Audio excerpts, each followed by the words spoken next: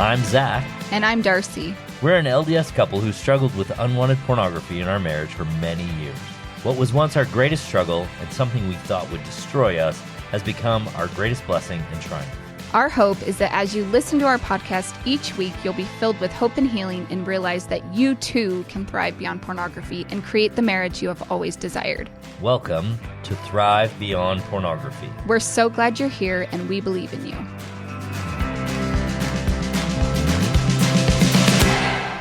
Hey everybody, welcome to Thrive Beyond Pornography. I'm your host, Zach Spafford, and today I have a couple of special guests with me, friends of mine and people who I have enjoyed working with and have coached.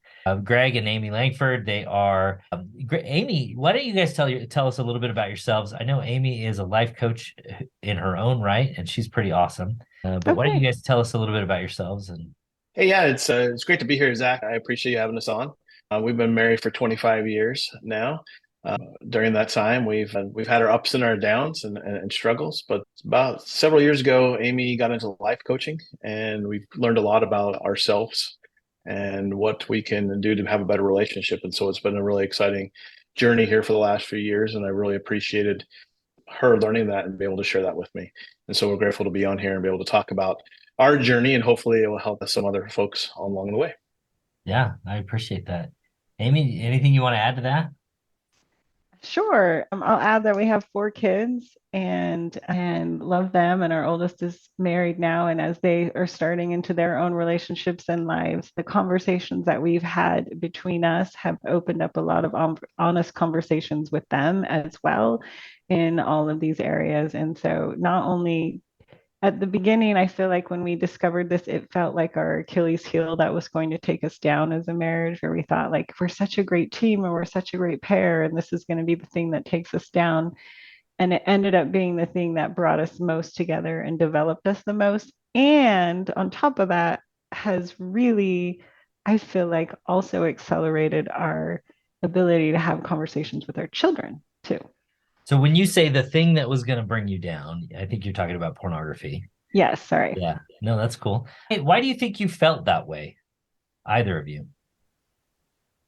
I feel like the messaging that I received around it was that this was the most sinful thing that could happen. And it was equivalent to like my husband cheating on me and breaking the marriage vows. And if that was, and the betrayal from that. And also when we went in for our first, after we found it and then went into our first counselor, the counselor literally said, like, he'll never recover and this is an addiction. So it felt like now we have this thing that's going to take all the goodness and all of the strength that we have as a couple, and this is going to be the thing that destroys it. Yeah, I would have to agree. I mean, I really think it's the shame that you're built up from a very young age. I mean, we've been given that shame from the way we were raised, but also from the culture we were brought up into, right? Sex was such a thing that they didn't want to talk about or bring up. And really, we talked about Satan's slippery slide. Like if, you go down this slide, there's no return. So to me, it was all the expectations that were put on yourself and the things that you've been brought to you and the shame behind it that kept it from wanting not to be honest with Amy from the first place, right? And so when that was discovered in our situation, it wasn't something I went to Amy to. She discovered it, which I think was even probably worse because it was not only the betrayal, but the dishonesty between us that became the problem. So for me, really, it was the way that we had been raised and taught that this was such an awful thing, and not that we're going out and praising and saying everyone should view porn and that's what we want to do. Right. But we definitely had put a lot of power in it. And because that power was there when the atomic bomb went off, it felt like an atomic bomb for sure. So Amy discovers you choosing pornography, and all of a sudden, what happened? Yeah, I'll never forget it, right? I woke up Sunday morning and Amy was standing next to the bed and had a look that I'd never seen before in her face. And I had no idea what was about to happen to me, but she came at me and let me know that she had found what I'd been looking at on the computer, and there was no hiding it. The instant feeling was of terror. Is my marriage going to last? What's going to happen? And obviously I didn't have anything to say, right? I didn't have any explanation. I couldn't lie it away this time. It was very obvious what had happened. I remember calling the bishop and asking to go, go visit him at that time, and having that, starting that process. There was so much confusion around it. I think that was the problem, right? Here again, Amy talked about how she'd been betrayed and she thought really I literally had cheated on her because of this. My bishop really didn't know how to handle it, right? He didn't have any emotional or understanding what I was going through or why I might be doing this, right? It was just, this was bad. Sent us to a therapist that Amy talked about that told me I was a complete addict and that I had this problem that I'd never get over. So there was a lot of confusion around it, right? And all it did was push us away from each other. There was no coming together. I remember at one point, probably at my lowest lows at that point, where the bishop had come over to our house and, I was sleeping on the couch. I went to stay with my mom for a little bit. We were just really confused what was going on. And after a conversation, after the bishop had come over, Amy said something to the effect that, I love you because you're a son of our Heavenly Father, but, that's the only thing. And it was literally like the biggest gut punch I'd ever had in my life. Because here I knew that it was me, that I had brought this upon our family and destroyed our family single-handedly because of my evilness. And that was the story that was being told to me. Wow. Amy, when you found out and you're standing over that bed and you're looking at Greg and all of those thoughts and feelings are running through your head, what was going on for you?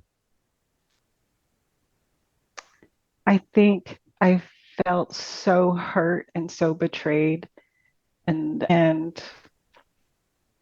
I was shocked. Like it really was shocking to me. I think the dishonesty was a huge source of betrayal.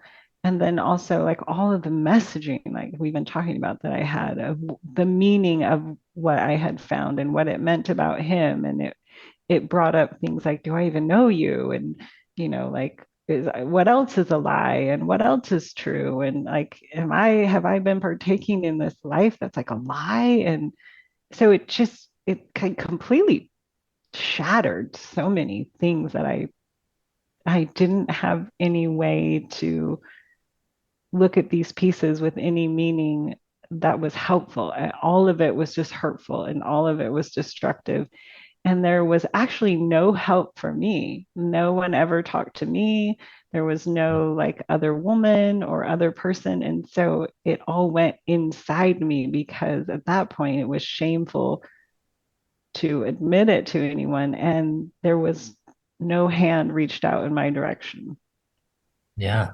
Well, and I wonder, I think a lot of, especially in the church, I think a lot of church leaders just don't know what to do for the wives. Yeah. It's this position of you're going to destroy your marriage and there's nothing we can do about it except for punish him. Mm-hmm. That's so frustrating to think about. And that's not, I don't think that's anybody's fault. I just think that's unfortunately the bag we've been given and we have to deal with it. But Yeah, it's definitely a fine line that you walk, right? Because the wife has been such betrayal at that point, right? And it has, or the spouse, it can be other ways, but most likely it's the wife is in such betrayal. But we've come to know, and we'll get to all this stuff when we talk about it, that there's, we both played into that role, right? There was a role that Amy played and there was a role that I played that got us to that point. But it's at that point, if you don't have the tools necessary to be able to have that conversation, you're just going to end up destroying one or the other or both, right? Because I can't imagine our bishop at that time coming and saying, well, Amy, you played a role in this, let's talk about all the things you've done that could cause this. I mean, that would have gone terribly bad, right? yeah. And so again, there's not the tools out there to be able to have the real discussion to get down to the crux of what's causing the issue and what really is the issue, right? Porn to me is very much the smoke to a lot bigger fire, right? And the things that underlie it are heavier and burning and more destructive than the porn itself. And we just focus on that smoke and cause it to be what the problem is, but we didn't have any tools or anybody that could help us understand what that burning fire was underneath it. Or So any Greg said hope. something. Oh, go ahead. Oh no, like I mean, I felt like at that time there was literally no strand or no meaning or no thread anywhere to grab onto and say, there's hope. Like there's a way to work through this or a way to heal your pain or a way to find out why or a way to like navigate this. There was literally nothing. Yeah. So when you're in that position of, I don't have a way to solve this, and Greg said something that's a little bit, we'll call it controversial, that you guys were responsible together for this scenario. And I want to touch on that for a bit. Amy, can you tell us what your thoughts are on that idea? Yes. So my part to play in this was I was emotionally underdeveloped and was relying on Greg to take care of, or wanting him to take care of, literally all of my emotions, all of my stress, all of my anxiety. And I was constantly pulling on him for that. And it was so overwhelming to him to, first of all, manage himself and let alone manage me and all of my emotions. And we didn't have a way to understand, like I thought that was his job. And You were obviously told it's that was not his his job, job. by the way. Right. I was told Disney that was told you his that. job. And he thought it was his job too. And Right. so the weight of a lot of that was that overwhelm is what led him into looking for that buffer through porn. Right. So my part in it was being emotionally underdeveloped and constantly pulling in him for that. And not only that, in my emotional underdevelopment, a lot of times I relied on him in all intimacy ways. I was also sexually underdeveloped and didn't know who I was or what my sexuality was, and relied completely on him for that. And that was also another thing that led him there. So can you expand on that just a little bit? Like, what does it mean in practical terms to be emotionally underdeveloped in such a way that your husband chooses to hide from you? It means that I thought it was his job to fix all of my emotions and was constantly bringing all of them to him to fix, and laying them at his feet. Like, you got to figure out how to solve my stress with these kids, how to solve my overwhelm with these babies. You've got to make more money. You've got to um, make me feel better about myself and make me love my body. And you've got to, like, I was laying all of those at his feet and never once realizing they were actually mine. Gotcha. So Does that make sense? yeah, I think so. So, Greg, from your perspective, now I imagine in the depths of this, you had no vocabulary for anything that we're talking about now, right? So, I can imagine looking back, you can see some things from your perspective. What was going on for you that you're like, I can't trust Amy with this problem? Yeah, I mean, we're taught that we're supposed to be the strong family characters, that we're the ones that we're the family head, we're the lead. If it's up to us to make it, if we don't make it, the whole family's going to hell in a handbasket, and it's our fault, right?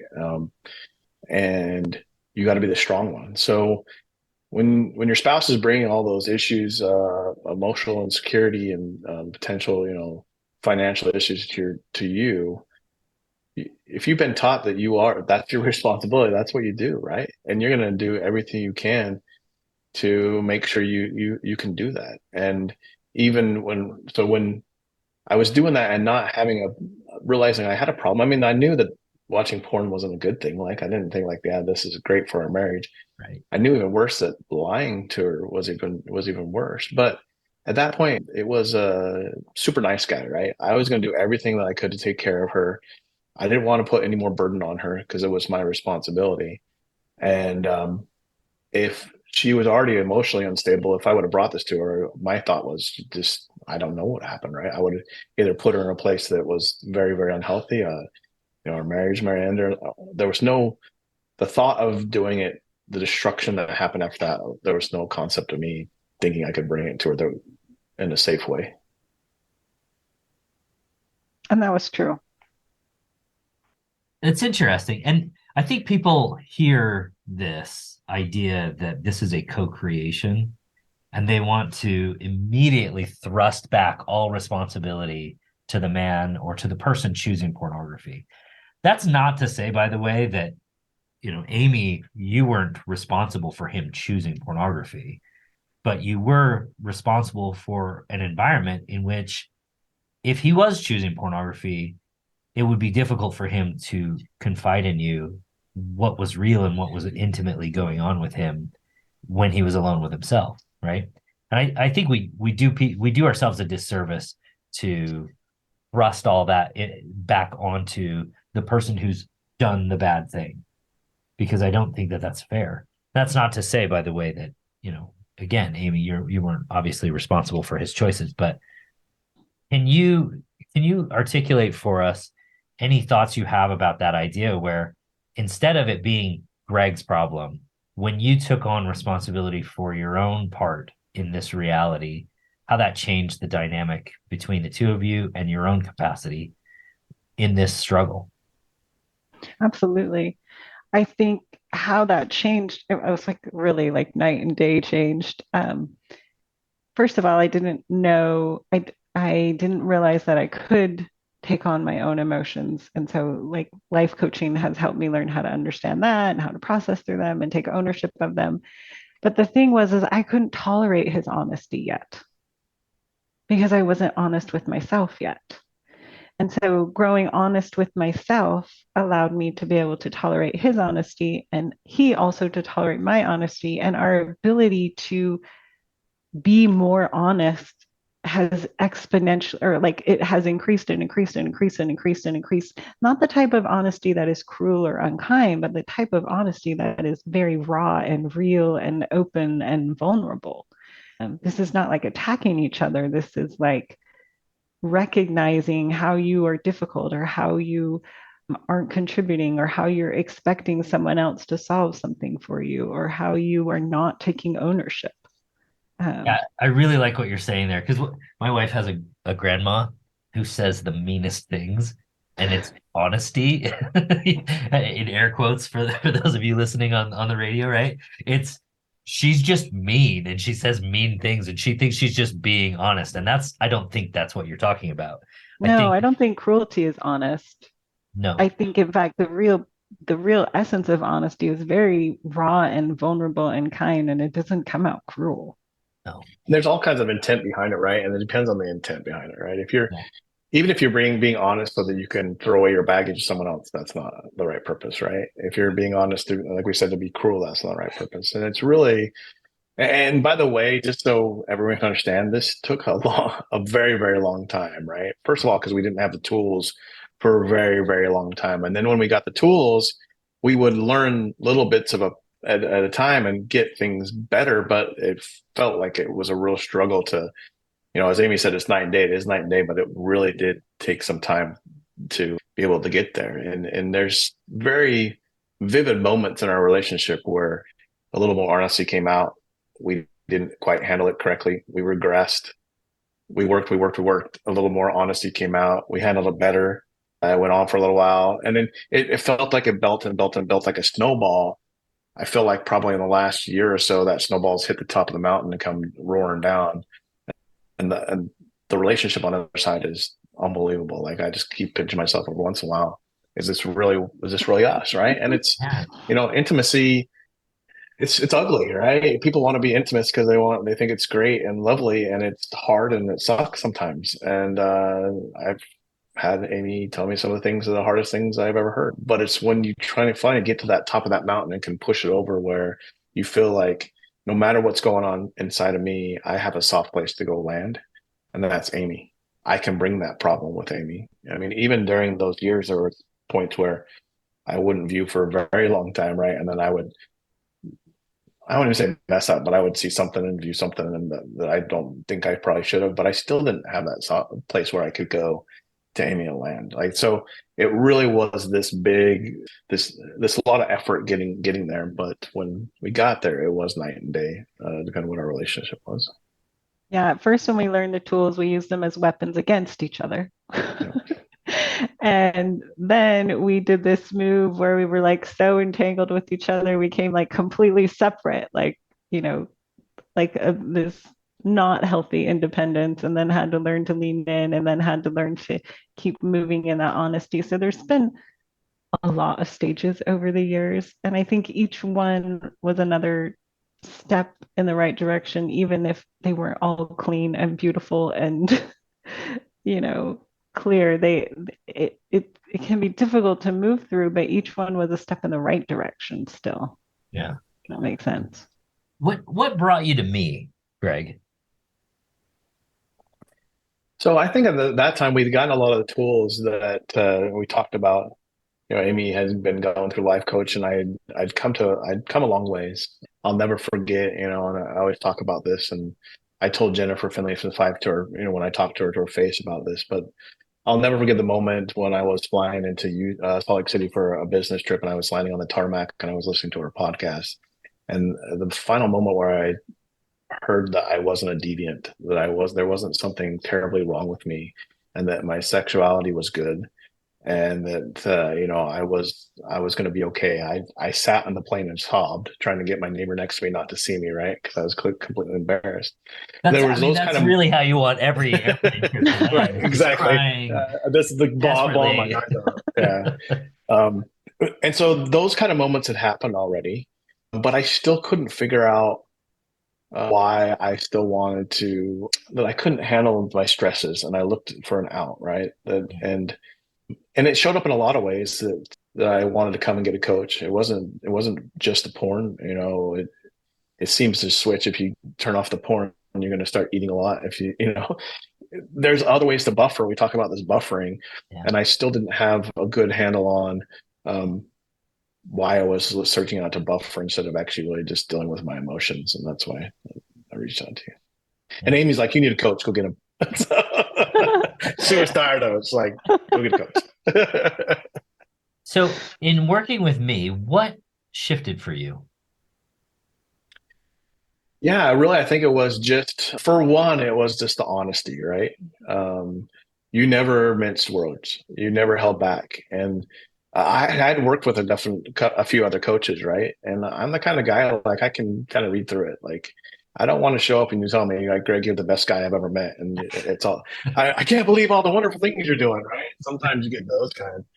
I think really what shifted is you were just completely honest. I have one example that I'll never forget. So I'd been having some health issues, and I was having these, but I would never tell Amy about them, right? If I didn't feel well, if I was struggling with something, I would never tell Amy about them.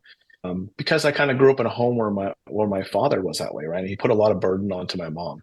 And so no matter what I was going to do, I was going to push through it. I wasn't going to tell Amy about it, and I was going to do it. And you said something to the fact, like, I don't know what you're doing with this health wise here, but I don't know sure how much longer you're going to live with this, but you're acting like you're dead anyway, because you're not having this intimate relationship with Amy, because you're hiding anyway. So you might as well be dead, right? Because you're not having that relationship. And as shocking as those words might have been, it was exactly at the moment where I was like, yeah, Zach's right? Like, I am buffering and hiding and not being intimate with Amy and these kind of things, because I'm trying to hide these for my own personal reasons. So I think mostly the turning point was just having someone be brutally honest with you. I think I remember Peyton Manning talking about this, right? Where he'd be on the football field, and if a coach ever said, "Oh, you did that great," he would just get mad. He's like, I need to be coached. Like, I'm not looking for someone to tell me to be better. I'm looking for someone to coach me at all times. And if that's brutal and honest, that's what I need.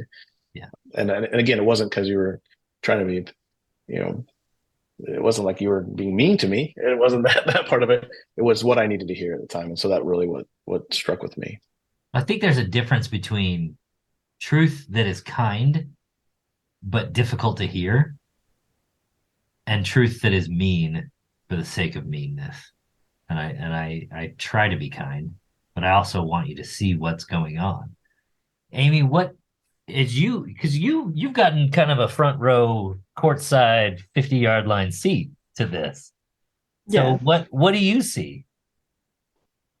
What do I see? That's a big question. What do I see? I see a man who was afraid of his own sexuality. I see a man who was trying to be everything for me. And if he felt like he was failing, that's where the buffering came in. I see a man who loved me so dearly, he was willing to try and do everything. But paradoxically, he had to do it for himself first, in order to be available to really love me.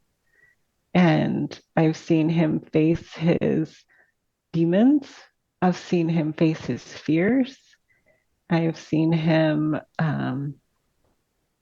really take some hard truths. I mean, the truth will set you free, but it hurts first. it cuts. And I've seen him do some really hard soul work. And in the process, I've seen him learn to love his sexuality and honor it and see that as a strength and a real part of him. We like to use the word integrated, like a real integrated part of him that he is no longer ashamed of. I've seen him be able to stand stronger in his knowledge of who he is and not have to be the yes man or the good guy or like the validation for others. Like he stood in some pretty thick storms in the last little while and stood strong in them.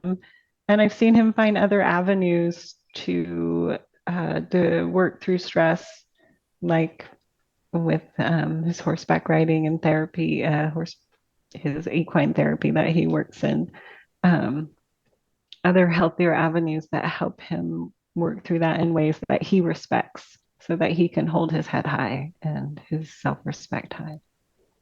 So one of the reasons I think people don't tell their spouses what's really going on for them is that they're trying to manage their spouse Yes. so that they can feel good. Greg, it sounds like you've let go a lot of managing Amy. What was that process like, and how has that changed for you? Yeah, the big kick in the head was realizing that I wasn't, I don't think I'm addicted to porn, but if I'm addicted to anything, it would have been addicted to validation. When I discovered that, I found it everywhere in my life. I found it in my married relationship. I found it in relationship with my kids. I found it at work. I found it at church. I found you name a place. I found that I was seeking for everyone else to tell me that I was great and wonderful and that I could be validated in the things I've done. What I've come to learn and the things that's really changed is that no matter what people say, they can't actually validate you, right? Because you have to believe what they say. So Zach could tell me I'm the best guy in the whole entire world, and I have to decide whether Zach's lying or telling the truth, right? And of course he's telling the truth. And then it doesn't, that is true. You are awesome. But it doesn't even really matter whether I'm telling the truth, because if you don't feel it, it doesn't matter. It doesn't matter.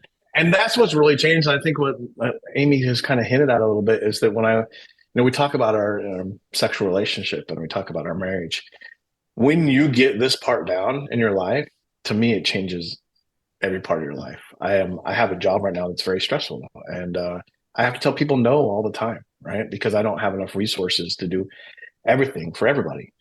Would I like to do everything for everybody? Absolutely. But I don't think I could have handled this role that I have today and my job in the past, because it would have been so I don't know what's the word for invalidating.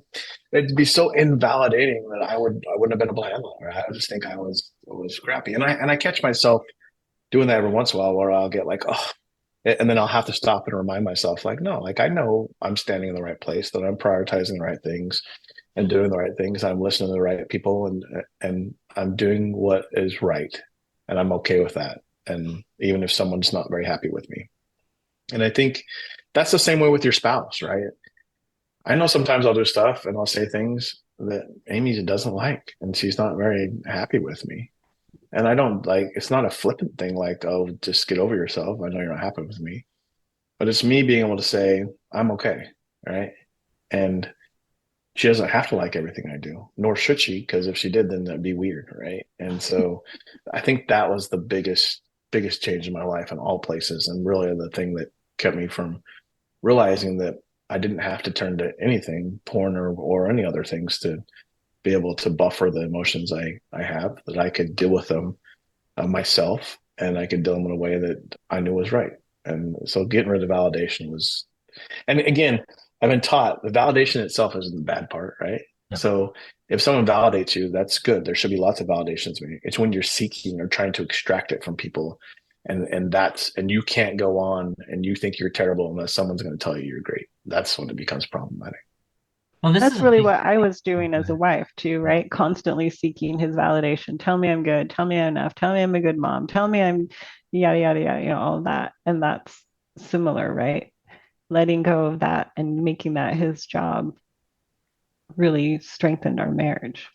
Well, when he stopped violating his sense of self to get validation from you. How did that change things for you?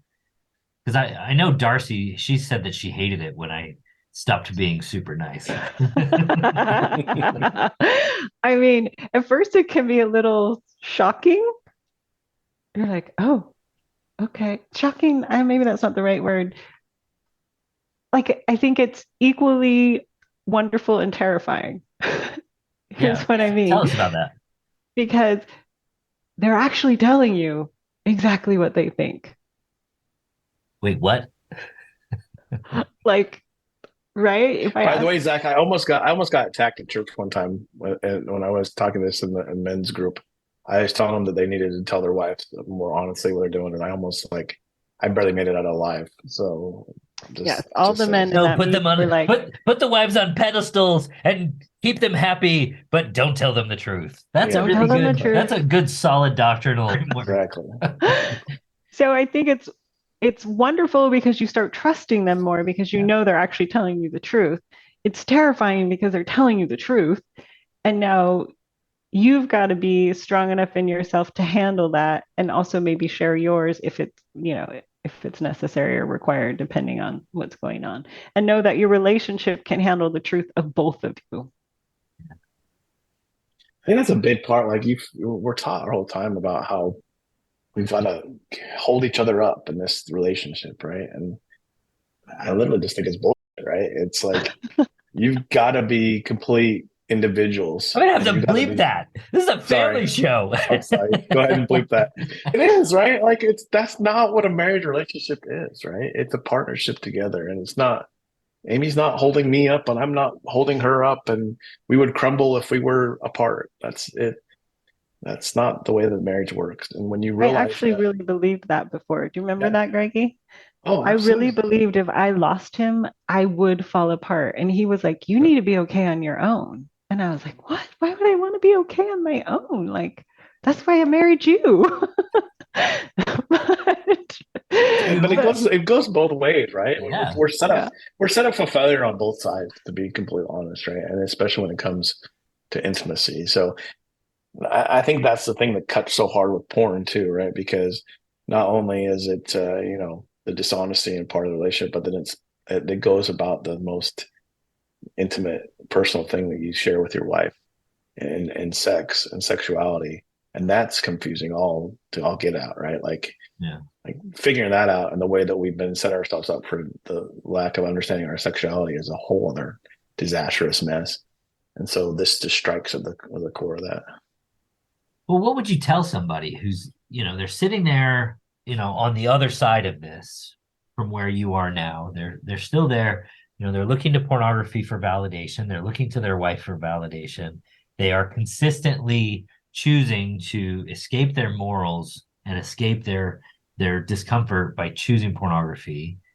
What would you tell somebody who's sitting there and they're like, I can't view pornography, I'm not allowed, and I'm a terrible human, and all the things that I think we all have kind of felt at some point or another? Yeah, first of all that's not none of that's useful, right? um I think if you go through the mindset of I can never view pornography, one, you're lying because you keep doing it over and over again, right? And two, like if you say like, oh, I have to, if I do this, it's going to ruin everything. Like you white knuckle it, that's never going to work, because that's fleeting. You can only do that for a while. I think everyone out there that's doing this, that has a moral, understanding that they don't want to do it, probably goes for fits and spans, like spans of not viewing, and then they'll binge on it and then feel like they're awful and terrible, and they'll go for a while on doing it.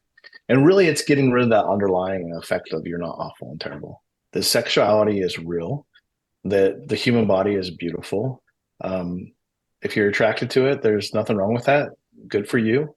That we put sexuality in such a can and try to compress it into it's okay in this little compartment, and really learning that there's so much more to it than that, and that it's really something that can bring you and your spouse together if you let it do that, or it can actually destroy you if you don't. And so if you're sitting there thinking I can't tell my wife this because she'll never trust me again, or that, I can't tell my wife this because she'll think I'm a terrible person, then that's exactly what needs to happen, right? It needs to come to a place. But I understand, like I was on the other side. I was so fearful for it.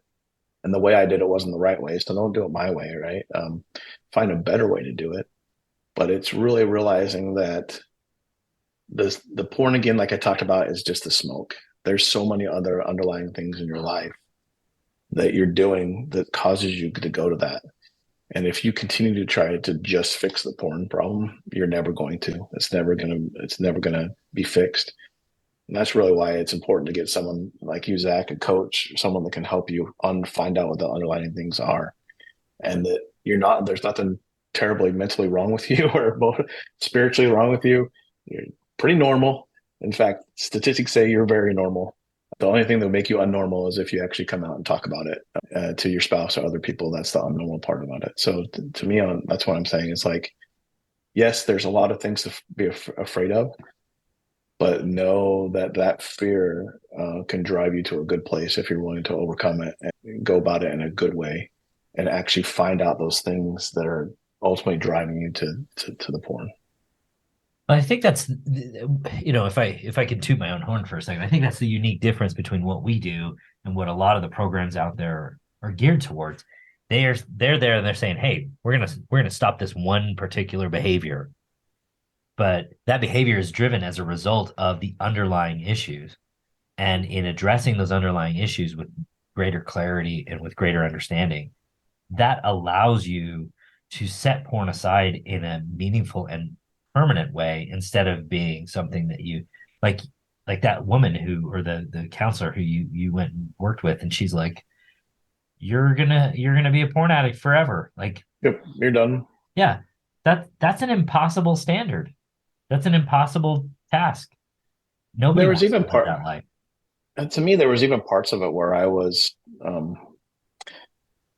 guess I've gotten to the point where porn isn't a big deal, right? Like, I'm not going to go seek after it and say everyone should view it, but to say that it's not a big deal. It doesn't have the clutches it once had for me.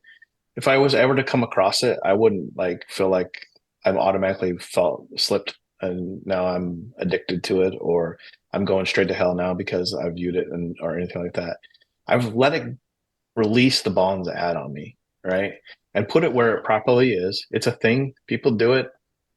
People misuse it, but not allow it to really just to control my life. And I think that's what's most important, right? And you can only do that when you literally find out what the underlying parts we talked about are driving you to it. And like I said, if you don't do that, then you're gonna like white knuckle it, or it's gonna go to like you're gonna start overeating, and that's not healthy for you. Or you're gonna start, playing too many video games because that's not healthy. Or you're gonna go watch YouTube for hours and hours. And so I even think like by the time that I'd come to see you, Zach, like the porn thing wasn't like a raging problem in my life. It was a lingering thing there.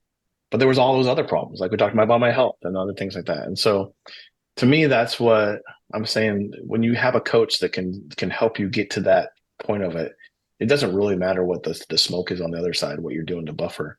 It's really fixing those problems underneath it and letting porn be what it is, right? And not letting it have such an impact in your life. Yeah, I mean, it's clear that you've taken your power back, right? I think a lot of people feel powerless.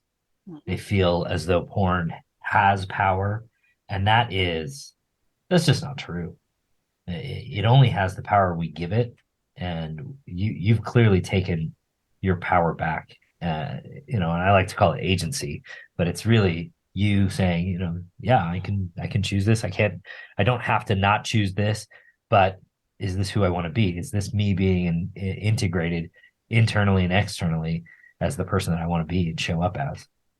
It goes back. Oh, go ahead, Amy. Oh, I think another interesting thing that I've learned in this journey is a lot of times our definition of sexuality is so narrow and it's limited to some acts in the bedroom that you do with the spouse, right? And people are so fearful and so afraid, and then there's so many like rules that they might have heard of what to do or not to do. But even just broadening your understanding that your sexuality is an inherent part of you for goodness. It's what helps you feel alive. It's what creates energy, creativity, connection, attraction, like all of these broader things that it's enforced in a much larger way than just like those minutes you spent in the bedroom with your spouse, that it's an actual force for goodness in your life all the way around. Like you can inherently love your sexuality and it can bring about more joy and creativity and knowing like your desires are good, your sexual desires and your life desires. And like it's it's seeing the goodness of all of it and not just being so fearful of this thing called sex. Well, so how did that change? As Greg and I worked together, how did that change from your perspective, Amy? Because you're like, yeah, this is great. But what did that mean in a real sense for you, both in the bedroom and out of the bedroom with Greg? I think it came first for usually the women on the other side of this. They're more of a lower desire or responsive desire or underdeveloped desire, or don't even know who they are or what. They have no working definition of their sexuality. They have a lot of fears. They have a lot of inhibitions, maybe a lot of insecurities about their body, which was all of me. All of those describe me. So I'm describing myself. And it's coming, I think, maybe if the man or whoever's struggling with the porn has to turn around and face the storm that they're in, like the woman or whoever is on the other side has to turn around and face themselves. Like, who am I? And what do I want to create with my sexuality? And what do I desire? And how do I want to use this force? And how could it be something for good? And why do I even care about it? And what can it create for me? And like developing your own definition of your goodness and your body and like what you want in your relationship. All of these, like all of those are inherent in that. Absolutely. Without a doubt. Remember I talk about pinching myself a lot? Yeah, I pinch myself a lot. Like, it's like to think, one, that we're sitting on this podcast and knowing that we're going to be talking about this in public is just blows my mind. But to watch Amy now, we did a marriage retreat and Zach, I was there with you in St. George and did it. And to sit in the back and watch Amy coach about sexuality and talk about it, like almost on the floor, because this is the woman that, like, if I even cracked a little joke that was somewhat suggestive a few years ago, I would get like, she would just rip me a new one. Like, that's personal. Like, we never talk about that stuff. What are you doing? Right. And she was sorry, prudish, but I think that's the right word to use. In the past, that I was like literally sitting in the back of the room of that retreat, like, just, can this be real? Can this really be happening? And so is it help in the bedroom and sexuality? Absolutely, 100%. Because you're fearful if you don't know, right? If you don't have a working definition, you're naturally going to be fearful. You're going to be inhibited. You're going to be uncertain. None of those really work well towards desire. Yeah. Well, and I want to touch on this because I think a lot of people think, well, if I go one step down this path towards a more meaningful or open or intimate relationship, then everything's just going to blow open. It's going to be like a dam that just bursts, and we're going to be, hanging out at swingers clubs next week, right? Oh, so I'm like, burst how? right. So, it's Satan's slippery slide, right? We're halfway down the slide. I'm not going to stop it. I want you to talk about that from your own perspective, because you've been on this journey for a number of years now. And that's, I think a lot of people think if I am one step too far, then everything's going to go bad. And what's your experience been with that? I think that you don't lose your morals, you don't lose your values, you just create a sacred boundary within your marriage around each other that allows you to express them freely and openly. And obviously, we have the boundary of us, of our marriage. And so between us, we create a sacred space for us to play, a sacred space for us for this expression of our sexuality. And then that also spills over into our other lives in wonderful ways, in that we are more attracted, we are more connected, we have more energy to face all of the daily demands of kids and finances and life and house, right? Like you have all of those positive dopamines and serotonins for all the right reasons. And I don't think it means you're going to cross over your moral values because you decide between you, you're going to freely enjoy the gift you've been given. Yeah. I think we talked about it a little bit, and we brushed on it about agency and choice, but it comes back to that, right? When you're so limited in thinking that I can only do A, B, and C, and if I do, if I come a little further past C, then now I'm done. God's not going to love me more. I'm off the cliff. It's bad. I don't believe that's the way agency works at all, right? I think God wants us to open up and understand what choices we have. He doesn't have a single path for us that he's picked out for us, or wants to be involved in our nitty-gritty, every parts of our details. He wants us to choose and to learn to choose. And when we've learned to take back that agency and choose for ourselves, I think that's what's opened up everything, right? Is to say, I own me. I'm going to take care of me. And Amy owns herself, and she's going to take care of herself. That allows us to have choices, even to the point of, before we'd never, like, divorce is the most worst thing in the whole entire world. Like, it's next to, like, the worst sin you could ever commit, right? Next to because murder. it's bad. Yeah, that's right there next to murder. If you've done that, you've done murder. And why, again, I don't suggest that once you go out and begin divorce this and breaking up families, I think there's bad consequence for it. Like, we'd never have that. Like, that would never have been an option ever, because there was never a choice, because it was so bad. When you live yourself with all the options, you actually can choose. When if I've limited all my contact and everything just to my small bubble, am I really choosing my spouse at that point, right? Yeah. Like, if I have the options up there and to choose, it means more to Amy now that I am choosing you. That's after all, and all these options I have, you're the one that I choose.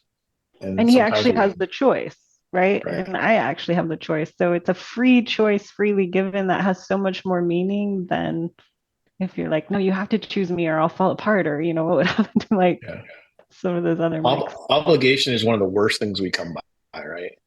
And we're taught over and over we should do things out of obligation. And when you do things out of obligation, it just breeds resentment. Eventually, you might do things, but in the end, I know that Amy's had tons of clients, and I've talked to a lot of people that they were obligated their whole marriage. In the end, they're just very, very resentful.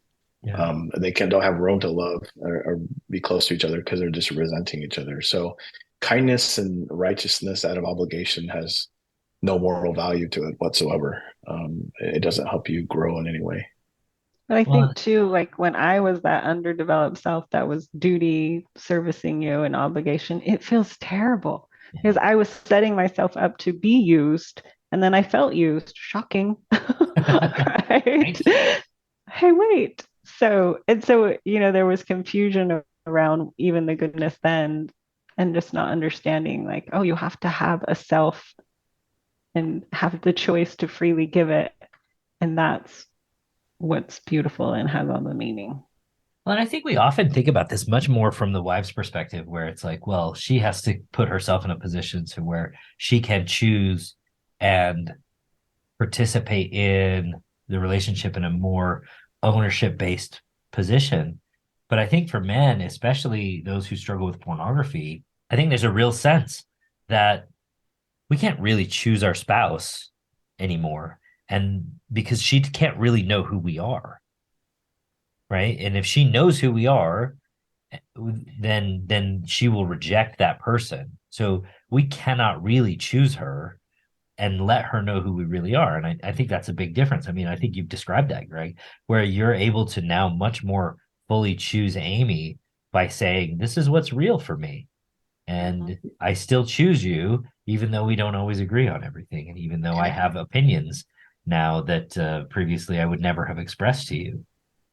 You know what? I think I've never thought of it this way, but just you talking like that, Zach, has brought a thought to my mind that not only can I have I chosen to Amy, but when you don't bring your porn and everything you're doing to your wife, you're taking away her agency in a very enslaving way, because she doesn't really have the ability to choose, because she doesn't know there's a choice.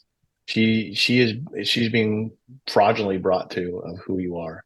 And as bad as you think that she might think of you and what the actions might be, the worst thing we could ever do is to take someone's agency away. And I think I had never thought about it, but I think you really are taking their agency away, because they don't know what A and B is. They only know A.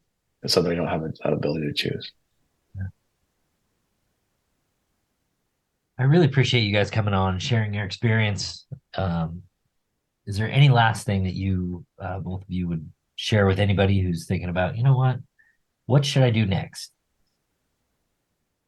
I just got to say, like, one, hang in there.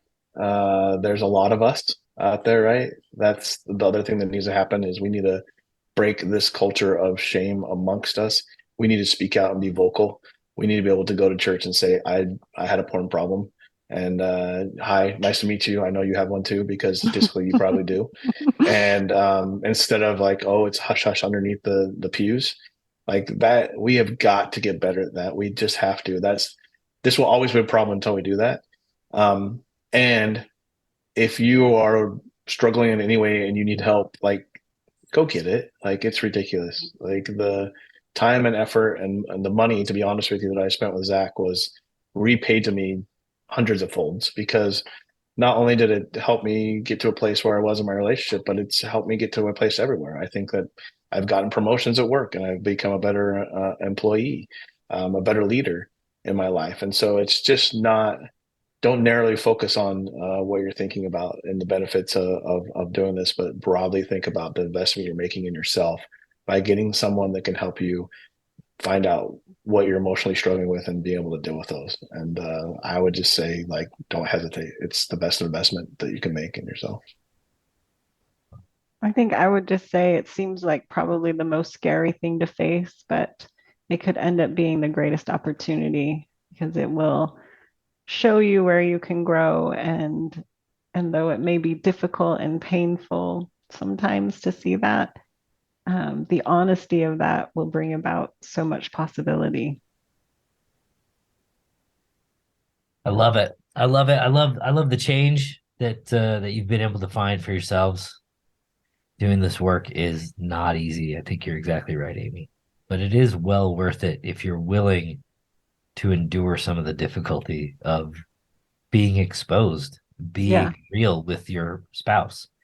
And I think you guys have demonstrated in a really clear way that when you work together with your spouse, that change is much, much more likely to be permanent and much, much more. And you said it took a long time, but I think it happens a lot more quickly when you work together. Because I think one person can move forward without the other, but it is a much harder road, I think. So thank you very much for everything. Love you guys. I told Amy, I think before you came on, Greg, that now it's time to go on a cruise together. Like, whoa, we reached that level of friendship. Yeah, no, we're cruise friends now. All right, you guys. Well, again, thank you so much. And I will talk to everyone here next week.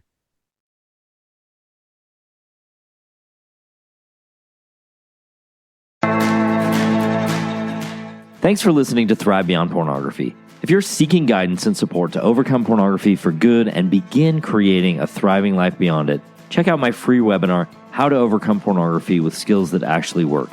You'll learn practical, proven skills guided by an expert coach who has personally overcome pornography. Whether you're getting started for just yourself or along with your spouse, Darcy and I can teach you the tools that will help you put your life on the right path for you. Be sure to check out the show notes for a direct link, and if you could take a moment to leave a review wherever you listen to podcasts, it would mean the world to us. Your reviews play a significant role in helping others discover the show so they can join us on this transformative journey. Thank you for being part of the Thrive Beyond Pornography community. Until our next episode, stay strong, stay focused, and keep thriving.